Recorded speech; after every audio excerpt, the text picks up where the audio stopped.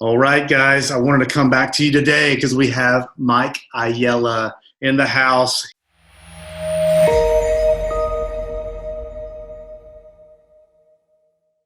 He is the host of the Investing for Freedom podcast, and it's a newer podcast, and it's hit some top charts, right?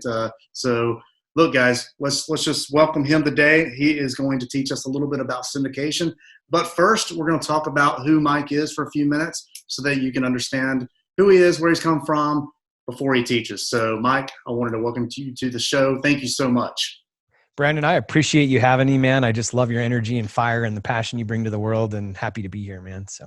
Yeah, absolutely, dude. Yeah, same thing. I enjoy your podcast so much. If you guys have not listened to it, the Investing for Freedom podcast, it's really badass. I mean, I can tell you take a really calculated approach and you take this podcast seriously. It's not a hobby. This is something that you are truly passionate about, which is trying to help ordinary human beings become better at and successful and so on and so forth. So let me ask you about your podcast. So what do you see actually, I was going to ask you behind the scenes, but I guess I'll just ask you now. Where do you see the future of your podcast?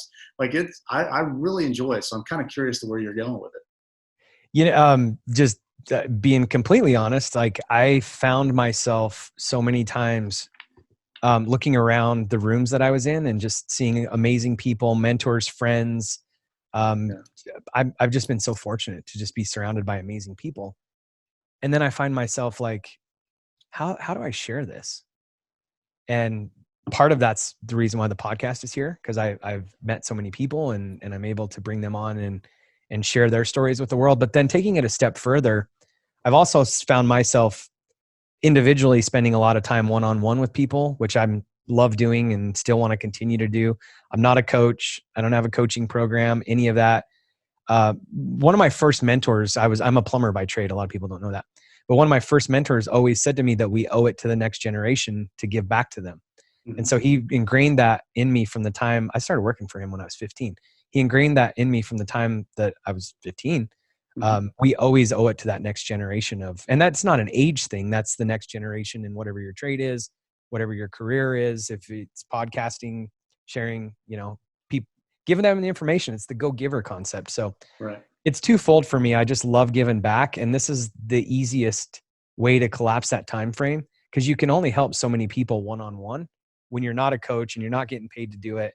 And so I just thought, man, why don't I couple all these amazing people that I know and then take the information that I love sharing and put that out there into a medium that more people can see it. Doesn't mean that I won't have one-on-one conversations, but we can reach more people this way. So. Yeah, absolutely. Well, you're also the co-founder of Four Peaks Capital Partners. The asset class that you specialize in is mobile home investing. Before we go there, why don't you give us a little bit of a background of who you are, where you come from, and where you are today? Yeah. So the background will kind of tie into how I got into where we're currently at. So I'll just bring it full circle. So sure. I just literally the week before last celebrated my 21st wedding anniversary. So I've been married for 20. Congrats. Yeah, thank you. Tomorrow is my first son's 20th birthday. So if you do the math backwards, Karen and I got married. I was 20, she was 19. Wow, my wife and I was too. That's really amazing, man. Yeah. So I was literally, we got married May, and then the following May, our first kid showed up. And so we got married early. I was a plumber by trade. Through just take a real quick story on this. This is kind of how I got into the Investing for Freedom world.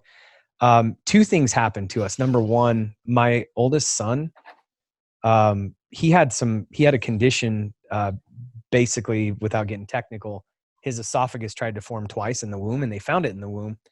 And we lived in this small town. And so the hospital was not very advanced. The medical care was not very advanced. And so we found ourselves as a 20-year-old and a 19-year-old having to drive to Salt Lake City, Utah, and see a specialist once every 4 weeks. And then as it got closer, Kara ended up having to have our first kid in Salt Lake. And what I realized really quickly, if I wasn't working, I wasn't eating, because I was paid by the hour and I was an employee. And I think even though we were having this conversation for years before this, and I literally had a video up, I don't know, probably 3 months ago. The average American is one paycheck away from destruction. Just having these conversations about how we need to, if you're an employee or even if you own a business, you need to diversify, because if you've only got one stream of income and that stream gets shut off, you're in trouble. So we were having this conversation before, but I think it's more relevant now than it probably ever has been. So I found myself in that situation as a 20-year-old and a 19-year-old. My wife and I were driving, we're traveling. If I don't work, I don't eat. And then literally when he was born, we were gone for like 2 weeks at a time. I don't know how we survived that, to be honest. And then, you know, you got these medical bills piling up, all this stuff happened. We got through that, made it through it. But that was like the first eye opener to me that like, man, I really need to figure out, I didn't know what it was then, but this is kind of what took me on that journey. Like, how do I create other streams of income? How do I make sure that I've got enough? Because everybody's always like, you know, you need 3 months of expenses in the bank. You need 6 months. How do you do that? I mean, that's most of the time people just tune that out because it's like, you hear that, but you don't know how to accomplish it. And that's what I love about the way you teach is because anybody can say, hey, you need 6 months of, Dave Ramsey says it all the time. Right. Oh, don't be in debt, cut up your credit cards, don't borrow any money to start a business. That's crap. Well, sorry, I'm not saying it's all crap, but the reality at the end of the day is like, I would love to go back and see Dave Ramsey 30 years ago, because I know for a fact that he borrowed money to start his business. He borrowed money to, you know, build his buildings. Yeah. But yet these gurus want to teach you from a position of where they are today. They don't want to talk about the bruises and the battle scars and everything else that they got back then. They're trying to tell you to do something that they would do now today based on what they learned, but they forgot how they got there. And so that was step one for us. And then step number two, we had our second. It's interesting because my middle child, there was no drama, there was no health issues. Mm-hmm. But then I always tell the story, and it's my first kid and then my last kid, and the middle kid gets left out. Is everything just went perfect with him. So fast forward, my daughter's being born. I'm working for this company. I'm out of town, and I'm literally working 90 hours a week, and I miss my daughter's entire pregnancy, my third child. Mm-hmm. That's when Karen and I really realized that like, this is not the lifestyle that we signed up for. Karen and I always said that we wanted to make memories with our children and not focus so much on possessions. I didn't want to be, I want to be at every soccer game. I want to travel with my kids. If I want to take them to Disneyland. I'd never wanted to be that person that was like, oh, we've got a Disneyland trip this weekend, but dad can't go. So mom's going to take the kids to Disneyland. Well, then I find myself out of town working 90 hours a week. We would literally leave Sunday evening. We'd drive home 8 o'clock at night, wash our clothes, and leave the next morning at 3 a.m. and go back. And so that really took me to a point where that's what led us to start our first business. I left that company probably about 3 or 4 months after this realization, and we started our first business. I'll tell the short story and then we can go wherever we want. So started that business. Some of it was luck. Some of it was just drive and motivation. Year over year, just double-digit growth. Inc. 2009, fastest growing companies in America. We started in 2004. Wow. I started buying real estate along the way. And this is the reason why I was at a business planning event. And this guy that was leading us through this 3-day business planning, he said, if money and time wasn't an issue, what would you have? And this was the other statement that he made. If your business is not helping you achieve your personal goals, then you really just own a job. And so I found myself hearing that statement, and I'm like rewinding back to, you know, where I was working 90 hours a week. I own a job. I'm a slave to that job. And by the way, there's nothing wrong with having a job as long as it's helping you achieve your personal goals, right? Mm-hmm. As long as you're not hating your life. You're not a tree. If you don't love where you're at, get up, move, make something happen. That's the difference between Brandon and everybody else that's listening. If you don't love your life and you don't love where you're at, get your ass up, move, and do something about it. And so we through that, they said in that business planning event, they said, if your business is not helping you achieve your personal goals, you really just own a job. And so my wife and I set a goal to buy 2 income producing properties a year for 10 years. That was like 2006. So we bought 2 income producing single families that year. And then the next year, this mobile home park deal falls in my lap. We buy 72 spaces. And then that's when I realized that like, we went on and bought like 45 more single families, and we bought commercial buildings and did some land investments. And the only thing I've never done is flipped a house, and I can't figure out why. I might have to do one with you. Right. I'm going to take your course. Come on. It's always scared me. Like not because it's a scary thing, but I just have never, I've never really thought about making that transition. So I need to learn something from you. Yeah. But yeah, that kind of set us on that journey. And that's how I got to where I'm at today. I sold that business in 2014. And then we, through that process, after selling that business, I met my current partner, and that's when we started syndicating and got to where we're at today. Yeah. So it looks like in 2016, up until that point, after you met Andrew, your partner. Tell me if I'm wrong. If I looked this up and I researched this wrong, but you guys were buying a couple of these trailer parks with your own money or private financing, and then something flipped the switch and you started syndicating deals around 2016. What made you flip that switch? Yeah. My wife and I owned 5 mobile home parks on our own. Mhm. Before that, what really made me flip that switch. So 2 things happened, and it's weird how, I'm a slow learner. Yeah. I had a guy that was a client of mine at Plumline, which was my first plumbing and heating company. He was one of my very first clients in 2004. Well, throughout the entire time that I worked in that business, he remained our client. He built a lot of retail space, did a lot of commercial buildings. And so we would always do his plumbing and heating. And I got to really know this guy. He became a mentor of mine. Although he was a client, he was a mentor. And he was constantly talking about syndication. I'm like, what the heck is syndication? And he basically explained to me, but I didn't get it, right? Like, we all hear these terms. He just kept saying, I go find a piece of land, I design the building, I put the financing together, and then I get investors in and we do this deal together. I'm like, okay, that sounds great. Never really thought much about it. Yeah. After I had sold my business, I had told a buddy of mine, I'm like, I really want to look into this syndication. And your question is, what got you into that, going from buying them in your own? A lot of people are, they're scared of partnerships. I've always had a partner. I had a partner in my first business. I have a partner now. Yeah. And one of my mentors says, if both of you had the same skill set, one of you is not needed. So the key in partnership is to find people that you guys complement each other, right? Andrew's really good at marketing and sales and raising capital, and I'm really good at operations and running teams and the big picture vision of the company. And so we complement each other, and I feel like we can get twice as much done. Well, it's the same thing with syndication. When I really started thinking about syndication, you can get 10 or 15 or 20 deals done in the same amount of time that you could do one. And yeah, you might only own 10 or 15 or 20% of that. But your economies of scale are so much more. You can get better financing. You can get, you got more leads coming because brokers pay more attention to you. I'm sure you have real estate agents or brokers or however you source your deals are paying more attention to you now than they did when you first said, oh, I think I'm going to flip a house. Absolutely. Yeah. Same thing with vendors, right? Same thing Mhm. with contractors. If a contractor knows that you're going to give them 20 homes a year to do versus one, they're going to pay better attention to you. So there's economies of scale in anything you do, but that's really how I got interested in syndication. I had mentioned to a buddy that I wanted to know more about syndication because I didn't know how to do it. And he sent me this link to the Real Estate Guys radio program. Mhm. And they had a syndication seminar coming up, which they still do twice a year. So if you're interested in syndication, you can reach out to Brandon or I, and I can just, point you in the right direction. But I went to this 2-day event. Basically, they had bunch of people that had syndicated before. They had syndication attorneys. They had just a bunch of people teaching about syndication. And so I went there. That's where I met my partner. We teamed up, and that's how we started buying mobile home parks. Wow. So mobile home parks is your vehicle that has allowed you to invest so that you can be free. Play on your title here.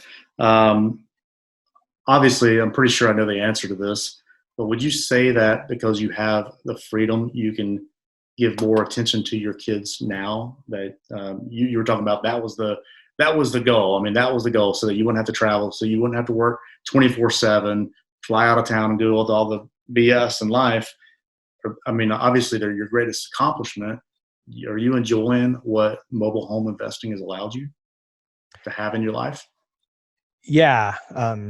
Yes. The short answer to that is yes. But backing up a little bit, it whether you're doing a single family or whether you're syndicating, I think we're up to 35 communities now, plus the 4 that I still own, so we're 39 total. Wow. It's all about the team. Hmm. And Brandon, you and I have talked about this before too, in some lengthy conversations. But it's all about the team, and I'm constantly challenging people's thought process on this, because a lot of people don't start businesses because they think if you start a business, then you have to be a slave to that business. Right. But I'll tell you, that's a mindset problem, because people are not as important as they think they are. I'm not as important as I think I am. One of my goals has always been, how do I become the dumbest guy in the room? And I say this often, I'm really not that smart.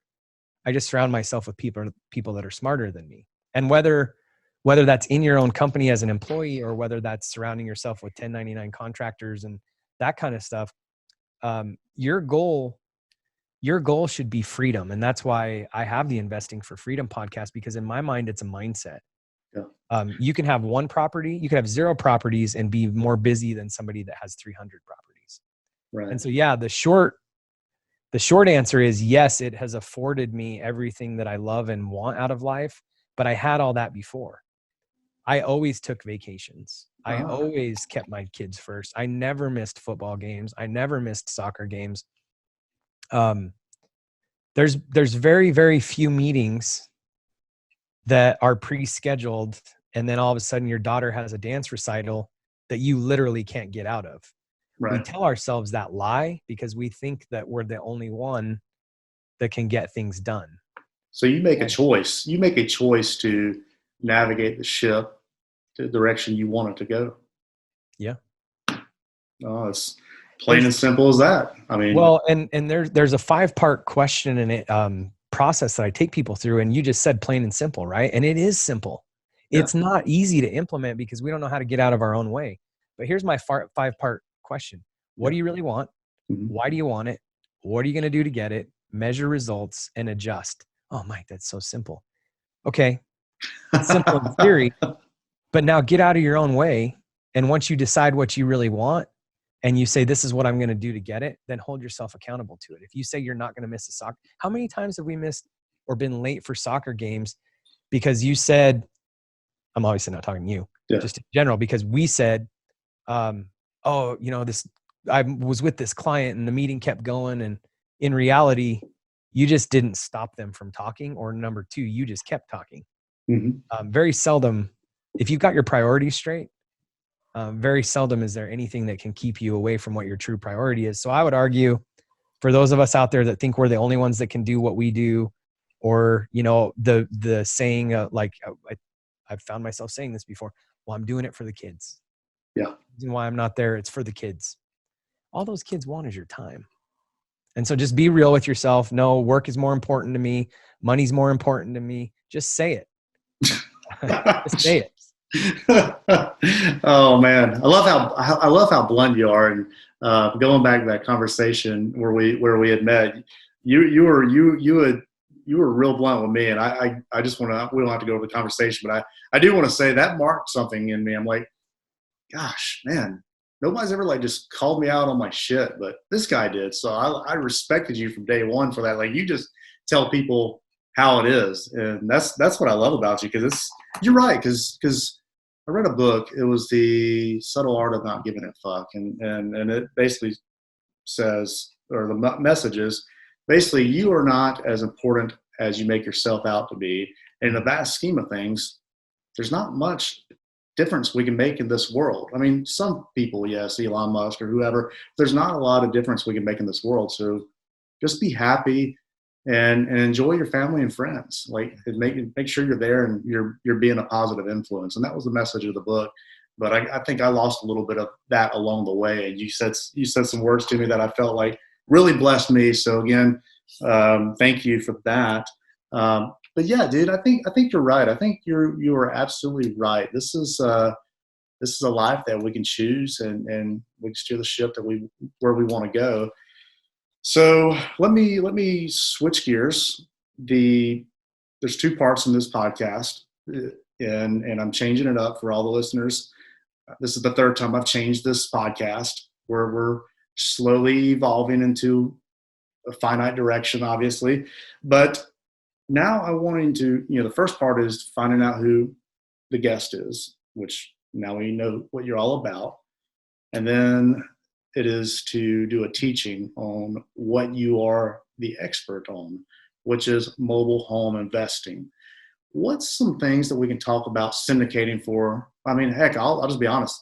I know basics, but I don't know how to break it down and how the flow of a syndication goes, especially for a mobile home park. But for those of us that may want to get into this business of mobile home park investing, how would you get in, and what are the steps to get into that type of asset class?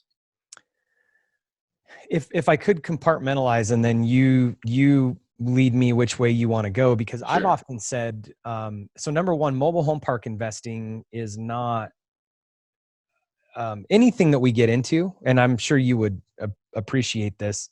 Have you met any of your competitors? I'm doing air quotations for anybody that's just listening to the audio. Have you met any of your competitors that are just like, I don't know, maybe they remodeled their single family house 20 years ago, and now all of a sudden they think that, they're going to flip homes and they're going to take over the world. Right. Yeah. Okay. Every day. Yeah. So I don't care. And obviously we all have to start somewhere, but here's the one thing that I would say about mobile home park investing. I didn't just go out and buy a mobile home mobile home park with no experience. I had a couple rentals. I've had a construction background. Kind of knew what I was getting into. Do you need a construction background? No, just hire the contractors. I had a mentor that understood mobile home parks that kind of helped me through my first deal. In Right. fact, he said it was such a good deal that if he wasn't my friend, he would steal it from me. And then he also lent me the money for the down payment. And then he said to me, if anything goes wrong, I'll buy it back from you. So like I kind of bought my first mobile home park with no risk. And so can anybody that's listening right now do that? Absolutely. It's the reticular activator conversation. Like one of my mentors, Dan Sullivan, says, the eyes only see and the ears only hear what the brain is looking for. I was looking for real estate deals. I had built great relationships along the way. They came alongside of me and they helped me figure out how to manage a mobile home park. So there's two parts to this, because there's mobile home park investing and then there's syndication. Mm-hmm. And I had 5 mobile home parks before I became a syndicator. So what I'm super proud of, I learned with my own money. I made mistakes with my own money. I got the hard knocks, because anybody that tells you, I mean, how many black eyes do you have flipping houses? I'm sure it looks all great on Instagram, right? Yeah, but how yeah. many times did you get your ass handed to you? I don't know if I can say ass on this podcast. No, dude, I just cuss away. It doesn't matter to me. No, it happens all the time. Be quite honest with you. I get my ass handed to me every other month. There's always something that I'm solving a problem with. I mean, it's we ain't got to go into my story, but it's another story for another day. Just different things happen, but you're right. So go ahead.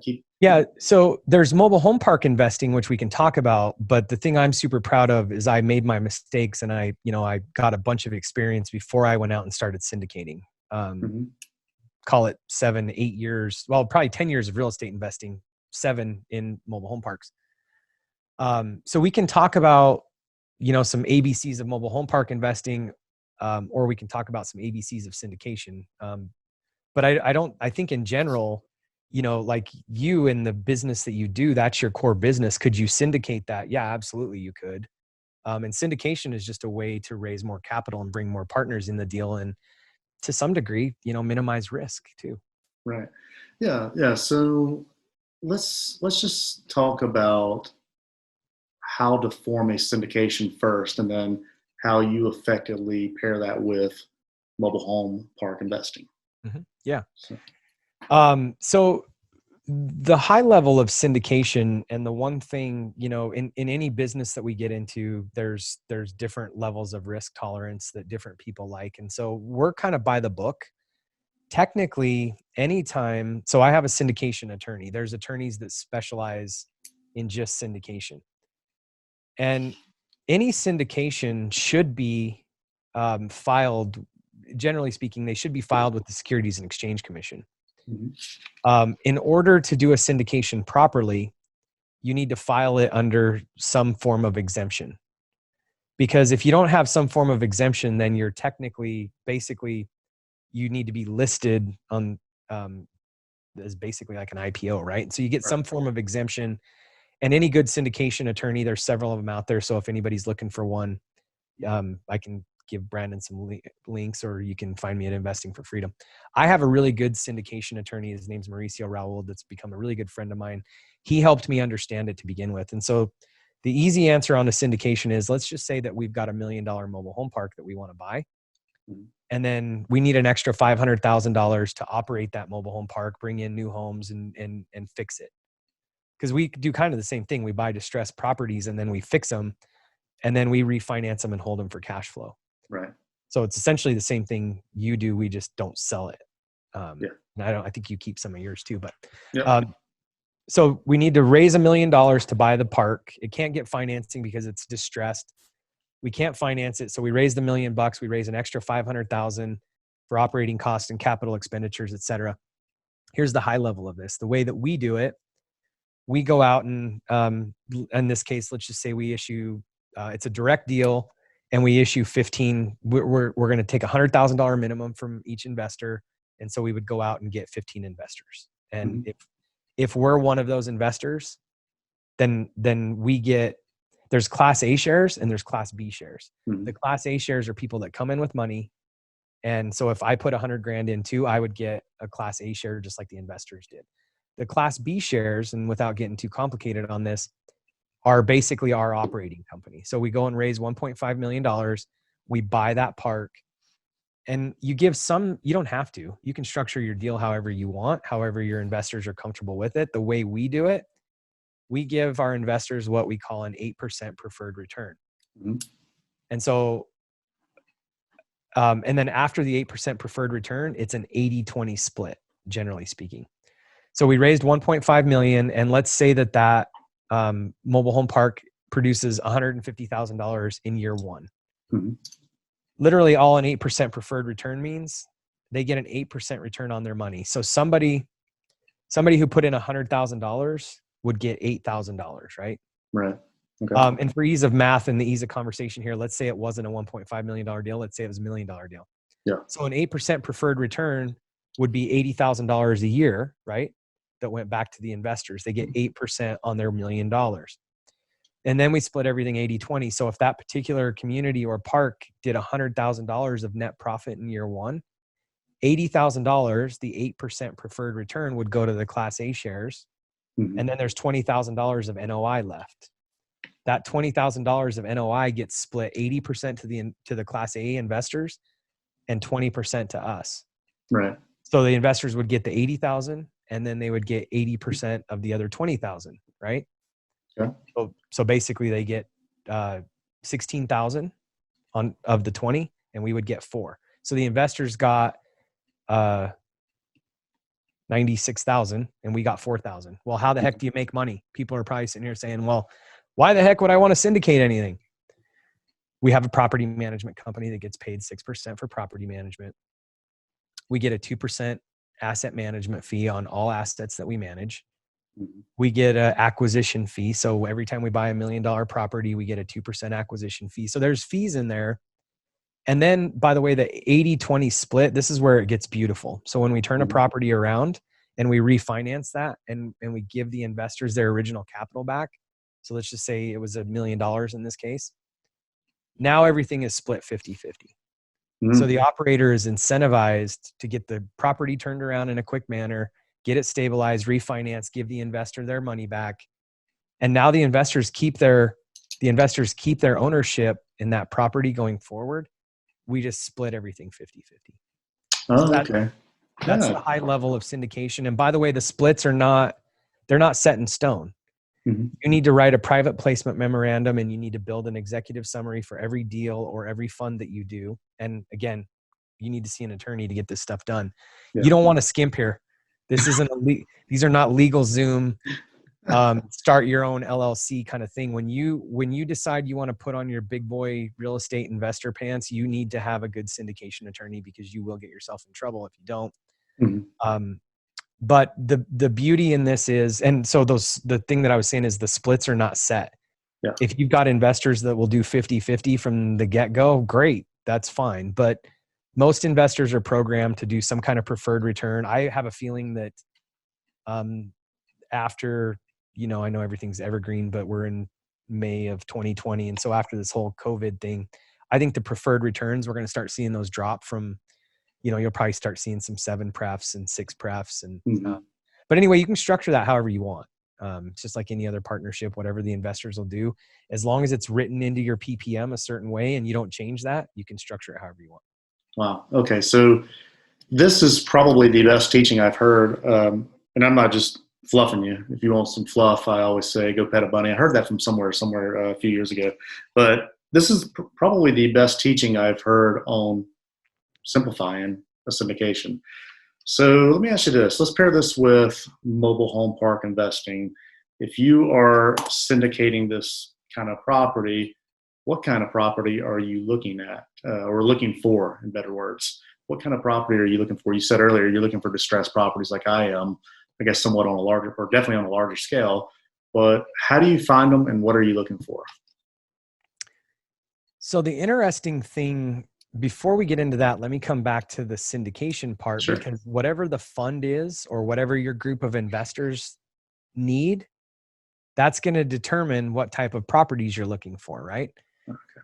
And so here's the, you know this as well as I do.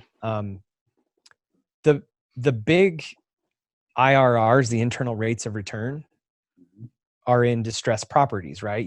This is the same thing as your business. Why aren't you buying?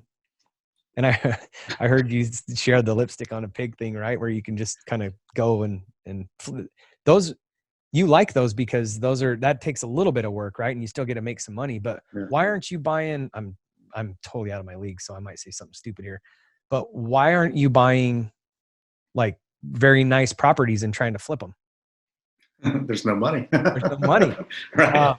Yeah. So there are funds out there that there are certain types of investors. By the way, in this business, if you're an investor in a syndication, you get the real estate tax benefits because you're a partner in that syndication. And so there are some funds out there that the whole thesis or the mandate of the fund is cash flow. And they're just literally looking for 3 to 5% cash flow per year. and they want the tax benefits. And so those are the guys that are out raising capital and they're buying the Class A mobile home parks, right? And so all of this comes back to what your core thesis is. And so like we have a certain fund, it's a distressed asset fund, and we're looking for higher IRRs. And so in that particular fund, we're buying distressed properties. And so let's say it's a 100 space property. And I think most people, if they haven't already seen a mobile home park like this, they're going to start seeing them now because we're talking about it. So you see a mobile home park and you're driving through it and all you see is these concrete pads, right? There's no homes there. Or like every third pad is a home, but then there's 2 empty. So it's like, it's 1/3 occupied. We like parks that are between 40 and 60% occupied because we can get good deals on them. We have a construction company. We can bring in new homes. We can remodel homes. I've got a construction crew that travels. This is kind of how our model worked. And so we can go in and buy these properties that nobody else wants or not as many people want. And so they're not cash flowing. This is the problem. They're not going to cash flow from day one. That's one challenge. Number 2, they're hard to get financing on because no bank, number 1, likes to own mobile homes. They're okay with mobile home parks, a lot of them, but they don't want to own the mobile homes. Right. But then they don't want to lend on communities that are, 40, 50% occupied. So the challenge is we have to come in all cash. And so they're very cash intense out the gate and there's no cash flow for a little bit. And so the reason why I'm saying this, it all depends on your fund mix. And so what we've looked at in that fund, we want to try to identify like 70% of properties that are distressed and in turnaround mode. And then we try to find 1 or 2 deals a year to put into that fund that are cash flowing. Because then that kind of offsets. So those 1 or 2 deals, they're never going to be home runs. They might barely get to 8%. They might be at 7.5 on year 1. And then maybe on year 2, once they're stabilized, we get to 8.5, 9%. That's not a home run. Right. But if we can offset one of those with 6 or 7 of these, there's some cash flow coming in. And then once these turn and the IRRs start coming up, then it doesn't matter, right? And so to answer your question, it's all about the group. And we actually have 4 different general partnerships. My partner and I have our own fund. And then we have 3 different general partnerships that target different types of asset classes, not asset classes, but different like B's and C's. So different levels of occupancy and different levels of stabilized. So we got one group that's more interested in cash flow but they're not as concerned about the 20% IRRs. They're fine with a 12% IRR. They just want the cash flow. So you got to kind of figure out, who's in your circle. What do you really think you want your returns to look like? And then that's going to determine what kind of asset you go after. Man. All right. So this is good, really meaty content. Funny story, and I'm gonna tie this to what we're talking about. Is I've been in real estate for some time now, almost as long as you have.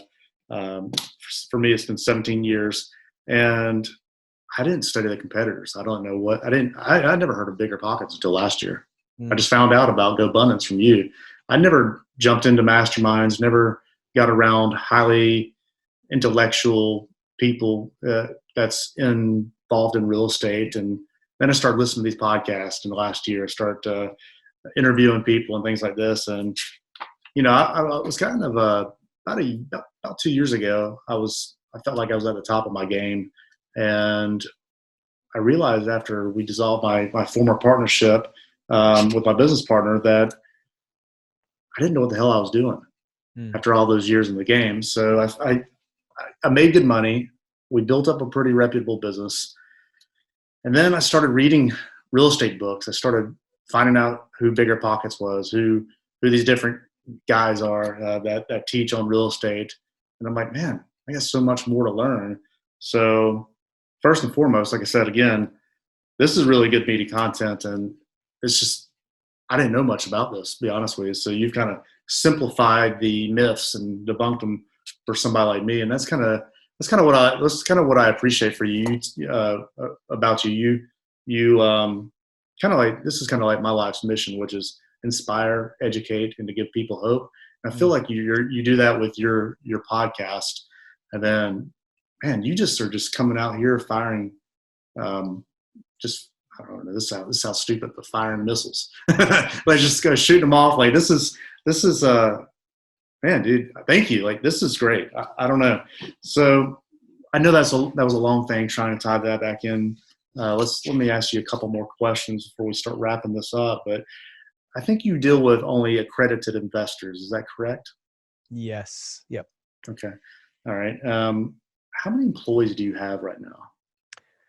Right now, post-COVID or pre-COVID? Pre-COVID. We were about 75 employees. Okay. So you are the operations gentleman. How many hours a week are you in the office, and how many hours a week do you oversee your business?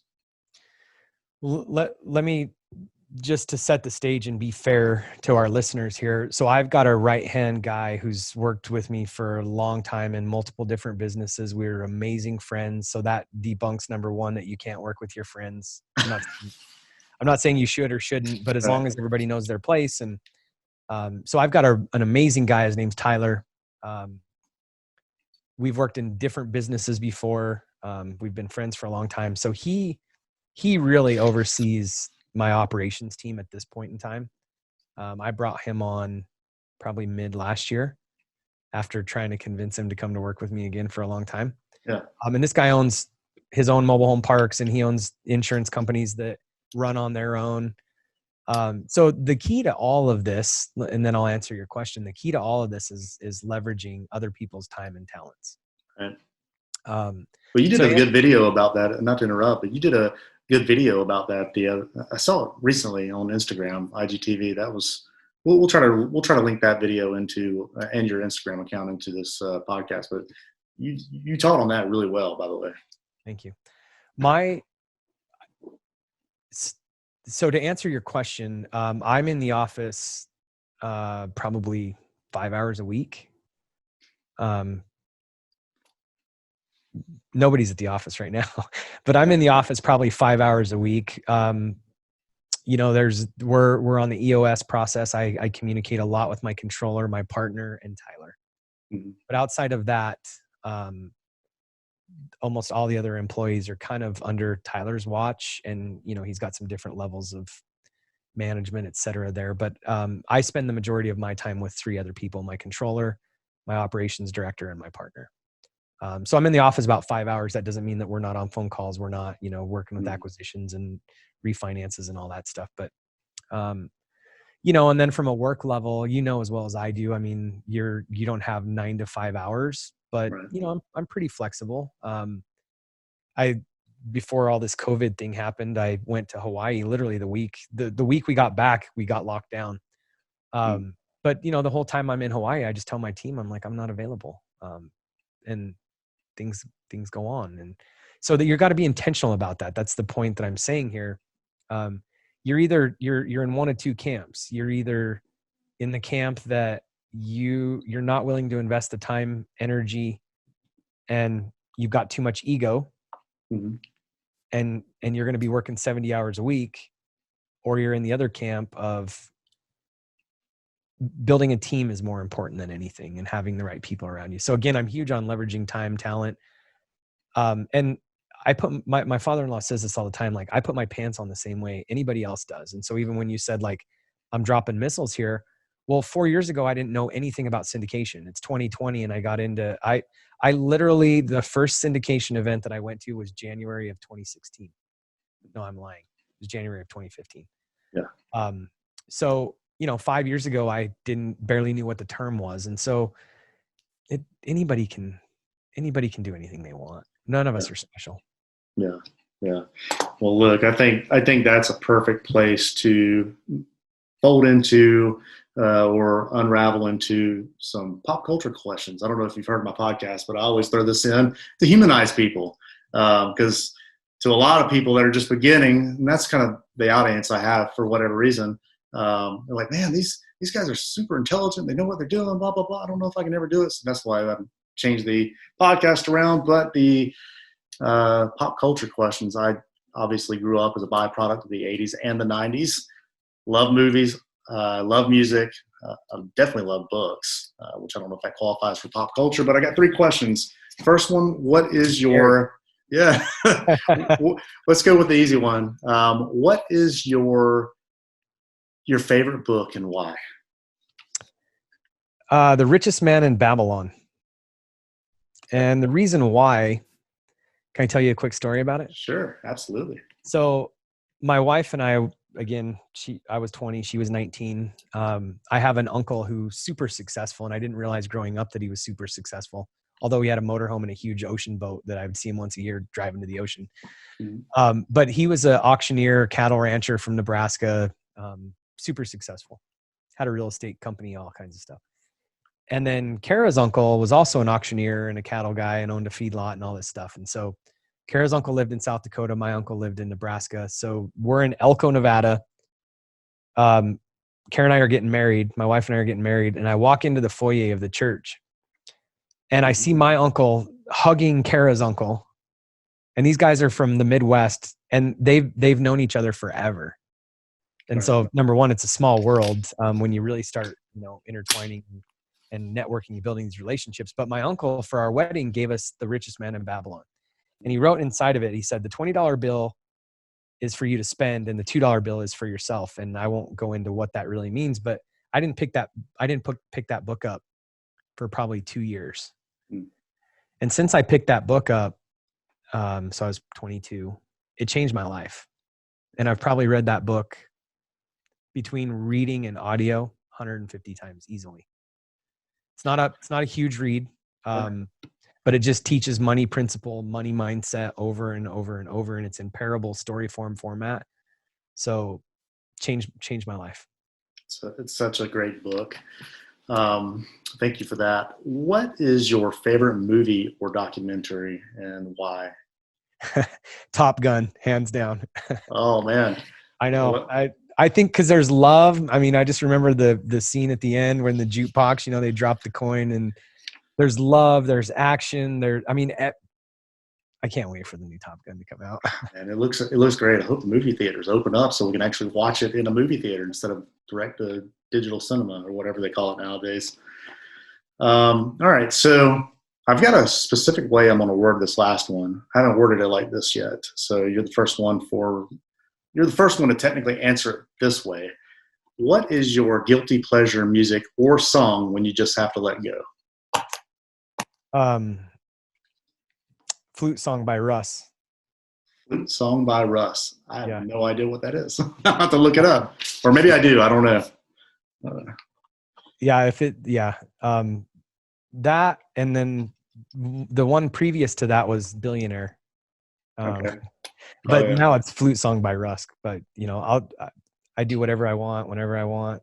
Oh, okay. Yeah. I'll make sure I remember what that is. It sounds familiar. I'll see. All right. Well, do you have anything you want to promote or anything that you're looking to accomplish here in the next few weeks as we are moving forward along and in this coronavirus economy? Anything you want to just let go and tell the audience about? Yeah, I mean, just the Investing for Freedom podcast is kind of where I'm putting a lot of my energy. And to be honest with you, I'm not really monetizing that in any way, shape, or form. It's just where I share my passion about life. I'm, back to that mentor of mine that said, we owe it to that next generation. And he literally started an apprenticeship program where people could learn plumbing and heating. Yeah. They got paid to work and they went to school for free. And so just the podcast itself. And then, I've launched the Investing for Freedom Facebook community where we're just going to be bringing in experts for free, just going live. People can put their hands up and just share information. So yeah, that's about it. Awesome. Well, Mike, I greatly appreciate you taking your time here with the audience. And I just want to say thank you again for the 15th time, I guess, at this point. Yeah, thanks for having me, man. It was a pleasure. Yes, I'm sir. happy to see what you're doing too. It's pretty cool. Awesome. Well, thank you. If you have an opinion, go ahead and comment below. I actually read all the comments and respond to them. Hit that like button and subscribe if you want more REI Society information.